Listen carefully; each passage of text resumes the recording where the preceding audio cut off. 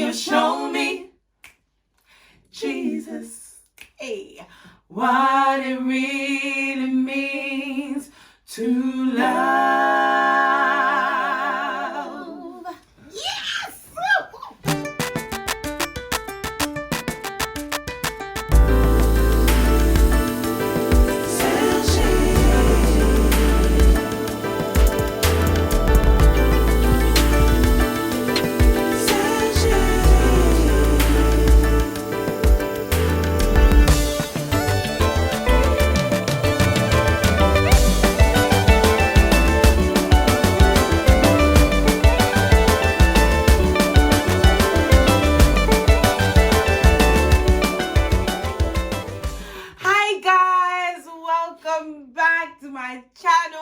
Back to her channel. You said something as well. Why? You're the one that's talking to your channel. Sorry, I just interrupted the thing. So, okay. Take two.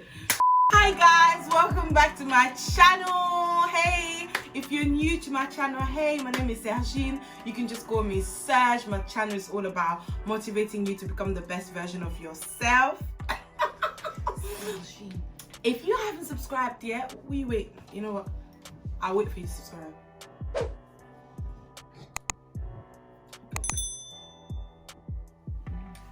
Good girl. You done it yet? Yeah. Good boy. Boys I said, give me a chance to say good girl and good boys now. Have you done it yet? Give me a chance. Take three. So don't forget to subscribe, share, and like. Today I'm back again with my lovely friend. What's your name? Tarina. What's your name? Adrian. Oh wow, you're speaking up. Hallelujah. I love these two. So welcome back to my channel again. Thanks for having me. Yeah. So today we're gonna talk about something. Guys, they're not prepared. They don't know what we're gonna talk about. It's gonna be a shock. Don't feel pressured to share if you don't. I mean, this one's gonna overshare. That's the thing. no, I'm not. No. We're gonna talk about something that's I've been really passionate about actually. Celibacy. I bet. Why have you been so passionate about celibacy? Okay, the reason why. What is wrong with both of you? Can you be serious? I'm helping. Well, I feel like all my friends can never be serious. Alright, let's go. Maybe because I'm not a serious person. That's why it's Sergine. I attract on serious. I love the way you say that. How do you say my name? Sergine. No. Sergine. Oh, Adrian! Oh! Say Say again. What? Sergine. Oh. Serge. No. just call me Serge. So the reason why I'm passionate about celibacy is because I feel like it's just becoming like, I don't know, everybody's talking about celibacy. The church is talking about celibacy, the importance of keeping yourself pure before marriage. Yeah. But nobody actually talks about how hard this is. Like, this is, it's hard out here. I'm married, so. These two are married, so I'm not married yet. So It isn't easy. So isn't it? It's not. It's. So I feel like celibacy is so hard, but we just encourage, the church encourages young people, you know, to not have sex before marriage. We don't get to talk about how hard celibacy is. I don't know. I'm not gonna go deep into asking you if you guys were practicing celibacy, but if you want to tell me, I don't know, did you practice celibacy before getting married? I did. Oh. I said I did and I didn't. Huh? So Make up your mind. no, when I say I did, so when me and my wife, when we first got together, Yeah. we decided that we would be celibate. Okay. So, but the thing is, I wasn't a virgin. Okay. But she was. But I mean, for that amount of time, so we dated for 3.5 years. So during that time, I was celibate. Okay. So that's why I said yes and no. Okay, So it I wasn't get like you. complete celibacy, as in Yeah. you're a virgin. Yeah. But, so yeah, I did, and it was hard. We'll talk about it more, but yeah, it was hard. what do you think? Do you think celibacy is hard? I'm not asking you to share. Oh, it's definitely not easy, especially in this day and age, and every movie. Look at the way she's moving on with this. I'm just saying, like, yeah, it's not easy. It's not an easy thing to do, but when you make the decision to do it, it is worth it. Definitely. Okay, so currently I'm celibate. Well so done. yeah, I'm celibate. I'm really proud of you. And thank you so much. I appreciate it. It's I'm hard. really proud. I'm not proud of you. But okay. Why are you not proud of me? Well, just well done, but I had to be proud. What have I done today to make you feel? I have to say proud of me. But it doesn't Just go with continue that. with the... Okay. Anyways, so today you've got people that are not Christians that are practicing celibacy. Yeah. Because obviously they're advised to like get to know. I feel like when you're celibate though, it's an amazing time to be with somebody, because sex sometimes can distract people from getting to know each other, because when you're having sex with somebody, you're obviously building feelings and emotions, and you're sharing the passion or whatever it is, and I feel like it distracts you from getting to know each other and actually addressing certain issues that are serious. So I feel like you don't have to be a Christian to be celibate, because celibacy could help you with your relationship. But the main start, what I believe is that Christians we're the ones that promote celibacy the most, because of your relationship with God. No merely because of the relationship of you and that person. It's mainly because, okay, you know, you have a relationship with God, you need to respect what the word of God says. But I feel like in the church, I don't know, correct me if I'm wrong, because we're all Christians here, they encourage you to be celibate, but they don't help you on how to be celibate. No, they don't. They don't, but I think they're getting better at it. Okay. In I need to terms come with yoga of, in there. We need to come to your church. London Ghana SDA, hey. But yeah, they are definitely getting better. And I think our church as a whole, when it comes to dealing with young people, our church is starting to break down the barriers and starting to talk about those difficult conversations as celibacy and how hard it is to be celibate. But it is something that can be done. There's lots of different workshops and stuff like that. The problem is there's a lot of stuff that actually is happening, but it's happening on a local level, so sometimes we don't always know about it. Hence why you guys are saying. But the church is getting better at talking about these difficult things, celibacy, not doing it, and how to avoid getting into situations where things can happen, and avoid, you know, your temperature rising and the blood flowing, which is, you know, two of the things that happen. And you know, it is possible. It's possible. So you think the church is helping? Yeah, I think they're back in the day, these were taboo subjects. They didn't talk about sex. They just said don't have it, and that was it. Exactly. Whereas the conversation now is going on to, well, the thing is, young people these days are just not accepting don't have it and that's it. And I totally agree with them. They're saying, well, why not? How can I avoid it? And all these different questions which are challenging people to then meet the answers and to bring the answers and to bring the real stuff. Because sometimes in a church environment, people can be like, don't have it, and be holier than thou. And on a Sunday, Monday, Tuesday, Wednesday, you're having it. So the young people are asking questions, and so they have to come with the real answers. Don't have sex because it can lead to this. Don't have sex because it can lead to that. And don't have sex because, you know, you want to keep your body holy. You want to keep yourself for the right person that comes along. And all these different things that can happen when you do have sex, you know, STDs, not to mention pregnancy and children and things like that. Yes, we're definitely talking about it in my church. The thing is, definitely in your my church is an exception, because I've been to your church. I call it my church, but and they have a very good youth program there. Yeah. Okay. And where it's just very youth focused, very youth centered, and they're very real and explicit. But then, can we agree that it's not something that's going like? Generally, I don't think it's spoken as much as it should be. Generally. The thing is, but when you go to teens retreats and things like that, they're talking about those things. Yeah. They tell you not to have sex before marriage. They don't tell you. I think in Tarina's defense, I think it's gotten a lot better. Yeah. No, I'm not saying. And the thing is, it's had to get a lot better because sex is literally everywhere. Yeah. Everywhere, and it's so accessible. Yeah. And it's so easy to have, you know? Yeah. But I also feel like, honestly, I feel like... What did she say? I missed that. Just keep These two are married anyway, so they... Don't tell me you love sex, innit? Because I have to wait. We're married to separate The people. thing is, what... not to each other. Just so you know, innit? Yeah, but anyways, on a serious note, I understand you're saying that it's getting better, but personally, I don't know. I've not seen it. So I feel like you got to church, you have a conference about, conference like young people or whatever, and it's just like, don't have sex before marriage. The Bible is against it.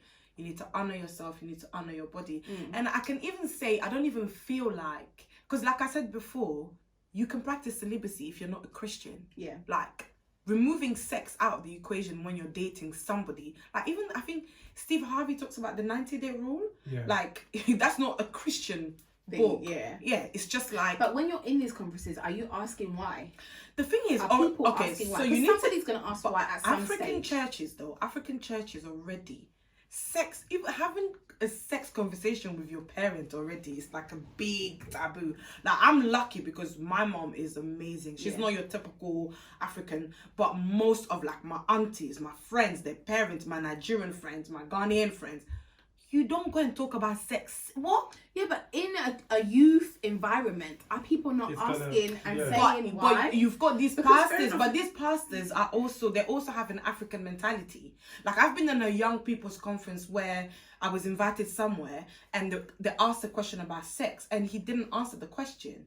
He didn't, because it's like, it's awkward for him, and bless them, they probably don't know how to answer it as well. But how's that helping them? It's not. Obviously, that's my point. It's not helping, because so where if you can't ask those questions in an environment like that where there's a lot of love and trust in the room, where then can you ask those questions? And that's the problem that we're having. Exactly. Is that social media and society is then answering that question for you. Exactly. And it's not sometimes giving you the right answer. That's my point. But the thing is, I feel like if you can't, taking social media out of it, Yeah. if you're in these conferences and at these big programs where people are not asking, or they can't ask, or answering, or answering. Yeah. I mean, I know for me, in my church, there are people, because I know that at the top level in my local church, like, they would never come out and talk about sex explicitly, but I know there's certain people that I can go to in church and have frank and honest conversations with, and that's a great alternative to if it's not being done on a whole level. There are people that,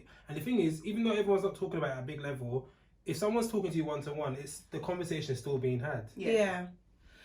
But I think what I'm saying is that, like, my church is good with young people, like, especially the past, I'd say, like, 3 to 4 years. You can see there's a lot of, like, there's actually a service for young people once a month. They talk about different stuff, finance, sex. So it is improving in a way. But for me, I just feel like it's a bit slow in the sense of our Christian young people have to go through the experience and learn through their experiences, as opposed to, do you know what I mean? As opposed to knowing. Because, first of all, if you're telling me not to have sex before marriage, tell me why and tell me how. And also share your experiences, right?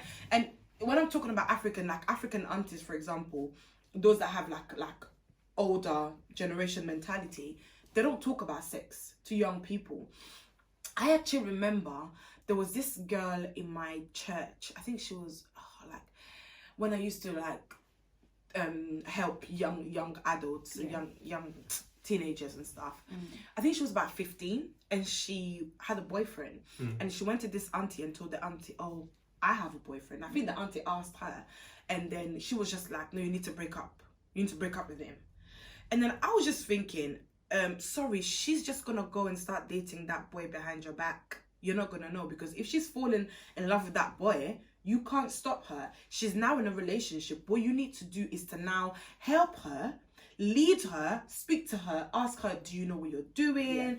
Give her the pros and cons of being in a relationship at that age, and lead her into having a healthy relationship, as opposed to telling her to break up. This is the stuff that I'm talking about. It's like, you don't just tell somebody don't have sex before marriage. Tell them why. Explain to them how hard it is, because when you explain to them how hard it is, then at least you can help them on how to avoid those situations. Have aunties, have older people, or people who are married in the church who managed to be celibate, or who didn't manage to be celibate, and just share their stories and speak to younger people and let them understand how it's happening. I feel like right now it's just like, okay, you just have to be celibate and that's it. And I actually don't think that is good enough. It's not in this day and age with the things that young people are facing now. I don't think it's unacceptable for church not to have those frank conversations, or for putting church aside because you may not go to church or whatever. I don't think it's acceptable for you not to have that one person,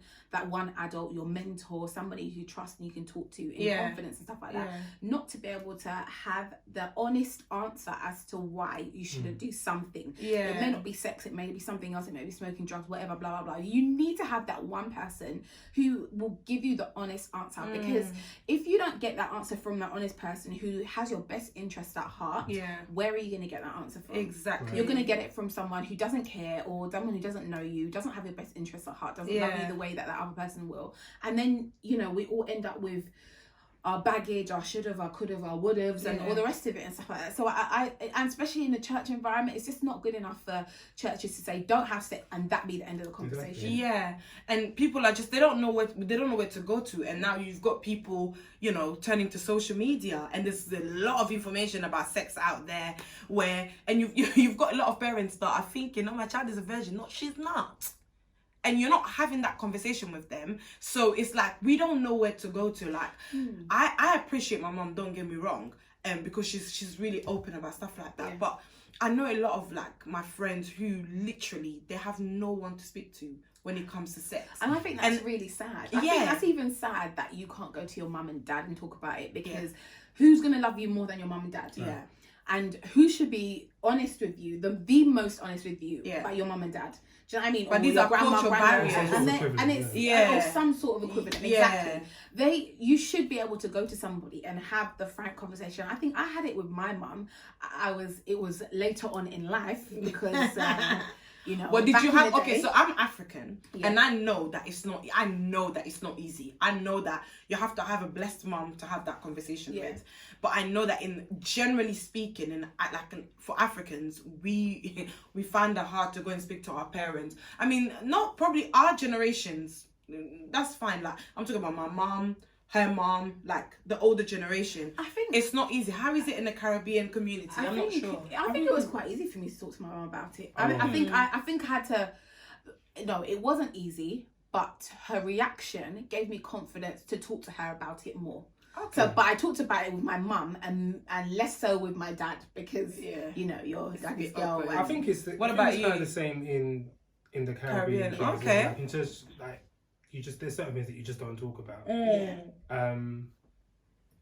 I didn't talk about sex with my parents at all. Nothing. Definitely not my dad. Well, definitely not. That's another story, but yeah. My mum, not really, but I think no. So you're basically a married man, and you've never had young. When I was much younger, I didn't really talk to my mum about sex. Okay. Just because there's that barrier there. Yeah, do you know what? But I would have felt more comfortable talking to somebody else about sex, just because I'm a guy. Okay. And if you can't talk to your dad about it, then basically that's it. Yeah, but the thing, but my mum and I have had conversations when I was a lot older about sex. So it's not. I mean, I could go and talk to her now about it. Yeah. But it just initially when you're starting to understand or try to understand certain things about sex. Yeah, I didn't really have that conversation. I didn't have that conversation with anyone. Yeah. So how the internet taught me about sex and my peers. And was it a good lesson, or was it a lesson you'd rather not had, or what could have been?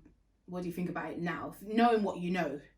I would have preferred to have had a conversation with one of my parents, or just an adult that had my best interest at heart. I mean, as you said, there's information out there, but some of that information is through what someone else is saying. They have their best interest in heart. Yeah. And a lot of the information is inaccurate as well. Yeah. What they show you in movies, guys.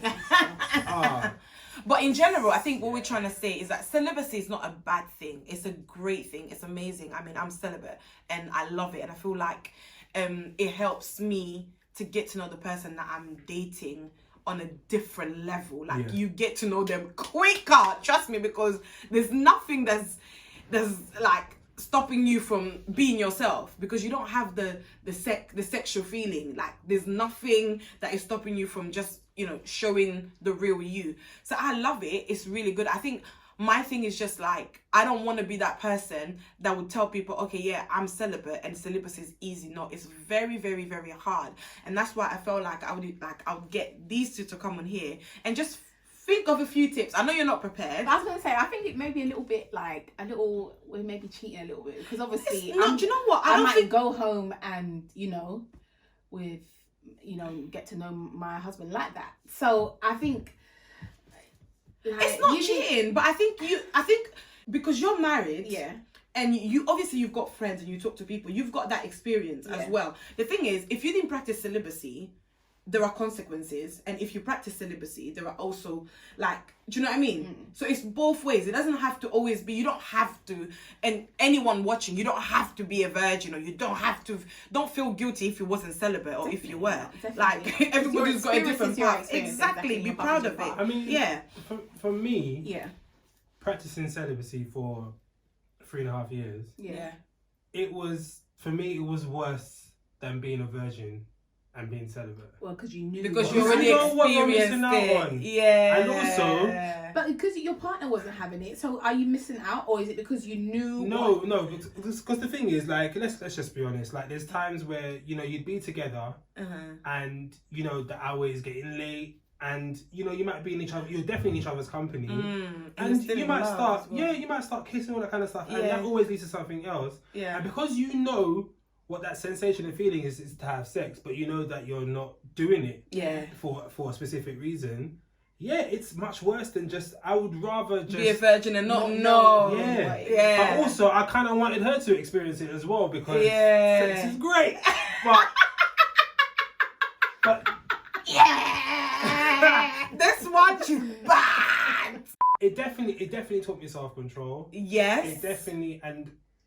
Okay. Before we move on to that, if you're a virgin, did you hear what he just said? What did I say? Celibacy is easier if you've not experienced it. Okay, it's easier because you don't know what you're missing out on. So if you are girl, guy, dude, hold on to it. Okay, hold on. And that's the thing. I think like it's definitely.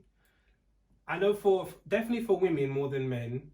Having sex, generally, but especially for your first time, there's more of an emotional connection with women than there is with men. Definitely. And I wanted my wife's first time to be something very special for her.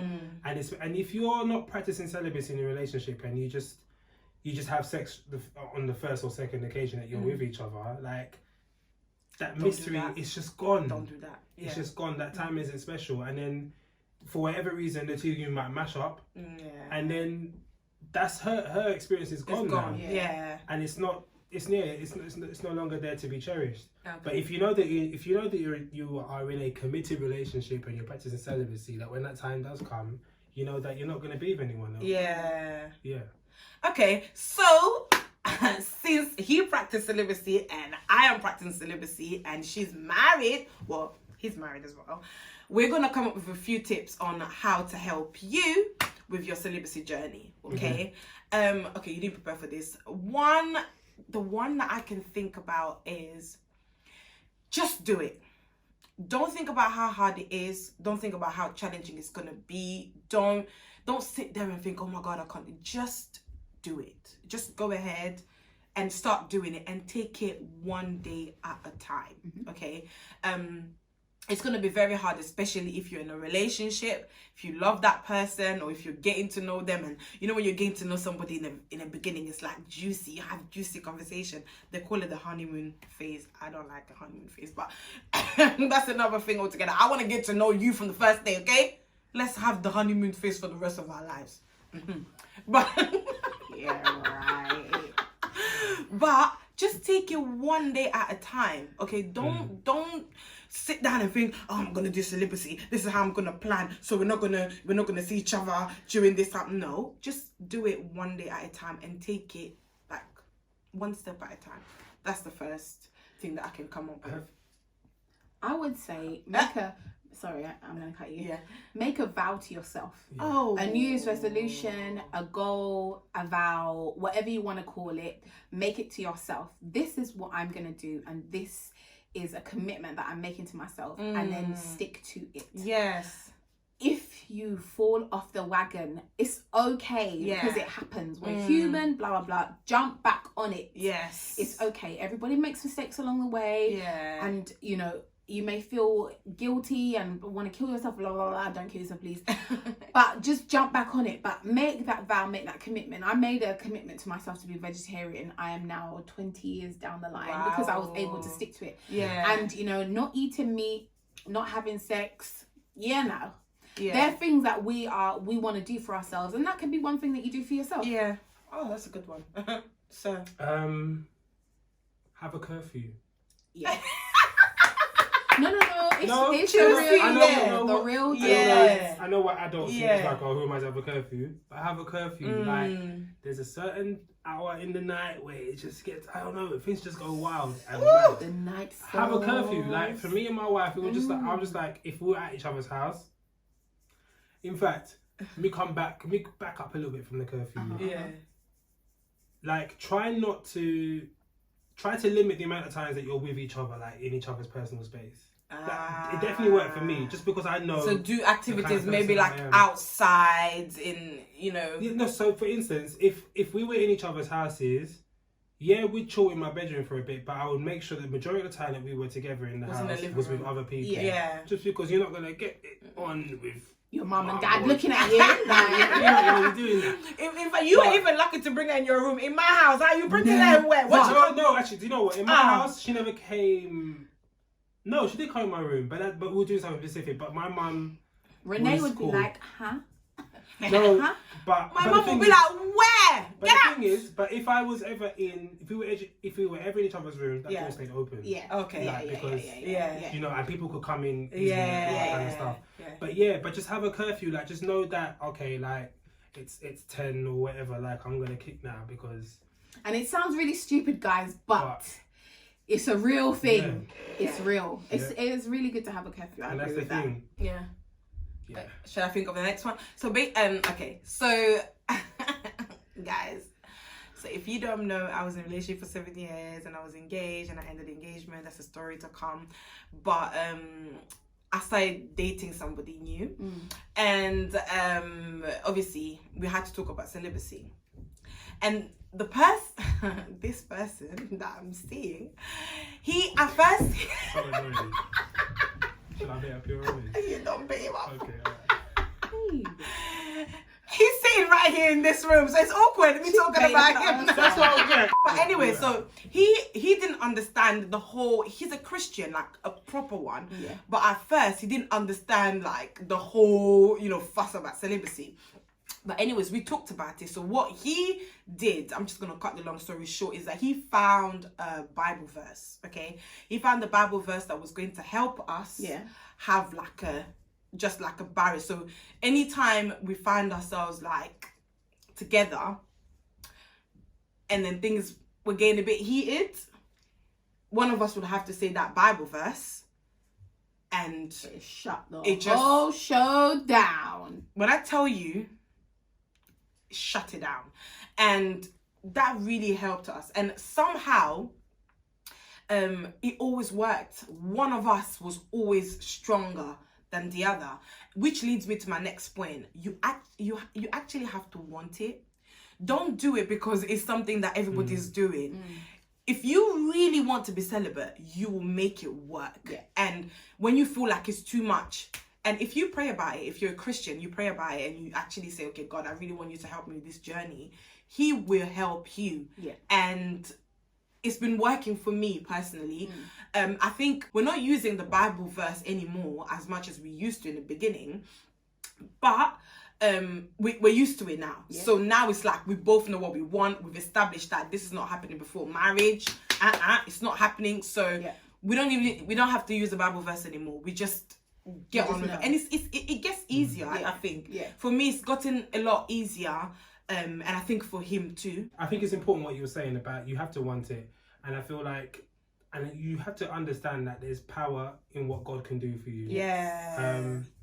Like if it's something that you want to do, like constantly talk to God about it. Like every day you're doing your prayers, committed to God in prayer. And if you're not religious, like you can still commit to what you're doing. Exactly, commit to yourself. Like, Yeah. there's stuff that you can have a mantra that you say every single day. Like, that is the equivalent of a prayer if you're not religious. Yeah. But if you don't know God, get to know it. Anyway, but also, one other key thing that definitely worked for me, and I think it's universal for people. Like, if there's something that you know that turns you on or turns you up or triggers, don't do it. Don't do it. The kissing on the neck. Yeah. My wife kissing behind the ear. Yeah, all that. I couldn't do that.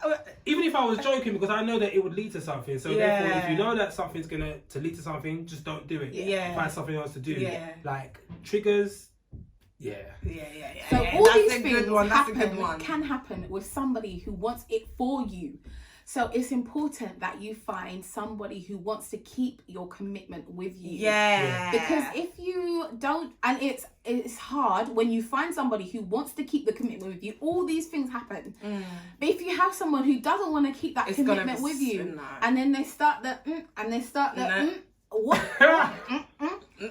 it becomes your commitment and vow.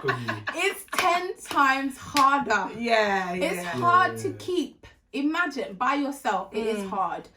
When you're with somebody who doesn't want to keep it with you, it is harder. So if you're with somebody that is constantly pressing your buttons, constantly triggering, you got to question that and be like, so do you not want this for me? Or why doesn't they want it for me? Like, you have to start thinking about those types of things and go that deep, because you've made a vow, you've made a commitment, and you want to keep that, and you want someone who's going to keep that for you. Because if they're not going to keep this vow, what happens when things progress and you take other vows? Are they going to help you keep those too?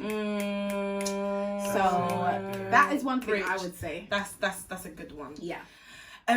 Just going off on what Adrian said, when it comes to triggers, if you also know that is something that triggers you, like after you found that person that's willing to honor your commitment with you, it's not even about don't do it or avoid it. Agree that this is not going to happen. It's not going to be part of our relationship.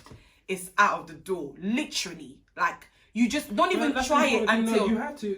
The thing is, it's great committing to something in your head separately, but the two of you need to have a frank conversation about this is what's going to happen. Like, that's very important. Because then you know exactly where you're both going. No one's confused about anything. As opposed to you having your own separate... good communication. As opposed to you agreeing separately. Agree together and just be like, this is what we're gonna do. It's very important. Also, don't compromise yourself. Don't compromise. If you want to practice celibacy, don't allow anybody pressure you. Do not compromise it because this guy's hot or this girl is hot, or you're attracted to them. Or listen, attraction, they will all die. Okay?